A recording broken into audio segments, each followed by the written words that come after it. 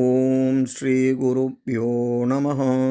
இன்றைய பதிவிலே நாம் பார்க்க இருப்பது விவேகானந்தரின் தீர்க்க தரிசனம் பற்றி அப்துல் கலாம் அவர்கள் கூறிய ஒரு சில விஷயங்களை இன்று நாம் பார்க்க இருக்கிறோம். 1901 பம்பாயிலிருந்து ஐரோப்பாவிற்கு ஒரு கப்பல் சென்று கொண்டிருந்தது.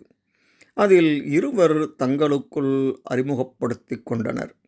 விவேகானந்தரும் ஷாம்ஷெட்ஜி நசர்வான்ஜி டாட்டாவுமே அவர்கள். சுவாமிஜி டாட்டாவிடம் அவரது பயணத்தின் நோக்கம் என்னவென கேட்டார். அதற்கு அவர், நமது நாட்டிற்கு இரும்பு உருக்கு தொழிலை கொண்டு வரும் லட்சியத்துடன் அயல் நாடு செல்கிறேன் என்றார். நண்பர்களே, நினைத்து பாருங்கள், அது ஆங்கிலேயர் இந்தியாவை ஆண்ட காலம். டாட்டாவிடம், சுவாமி விவேகானந்தர், உங்களது உயர்ந்த நோக்கம் வெற்றி பெற எனது வாழ்த்துக்கள். ஆனால் நீங்கள் ஒன்றில் அதிகம் கவனமாக இருக்க வேண்டும். நீங்கள் உருக்கு செய்முறையுடன் அதன் தொழில் நுணுக்கத்தையும் தெரிந்து கொண்டு வர வேண்டும். அதன் தீவிர ஆராய்ச்சிக்கு ஒரு அமைப்பை இந்தியாவில் ஏற்படுத்த வேண்டும் என்றார். ஆஹா, எவ்வளவு தீர்க்க தரிசனத்துடன் சுவாமிஜி அந்த வார்த்தைகளை அப்போது கூறியிருப்பார். பிறகு பல நிகழ்ச்சிகள் நிகழ்ந்தன. டாட்டாவால் உருக்கு தொழில்நுட்பத்தை இங்கிலாந்திலிருந்து பெற முடியவில்லை. ஆனால் அட்லாண்டிக் கடல் தாண்டி அமெரிக்காவிடமிருந்து அவர் அதை பெற்றார். பிறகு அவர் ஜாம்ஷெட்பூரில் Tata iron and steel company என்ற அமைப்பை நிறுவினார். அதன் மூலம் ஒரு பெரிய செயல் திட்டம் உருவாயிற்று.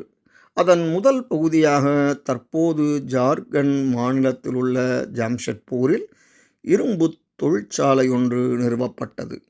இரண்டாவது பகுதியாக டாட்டா தமது சொத்தில் 6இல் ஒரு பங்கை பெங்களூரில் இன்ஸ்டிடியூட் ஆஃப் மெட்டீரியல் ரிசர்ச் என்ற நிறுவனத்தை நிறுவினார்.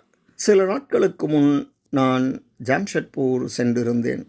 அங்கு டாட்டாவின் தீர்க்க தரிசனத்தின் பலன்களை கண்கூடாக பார்த்தேன்.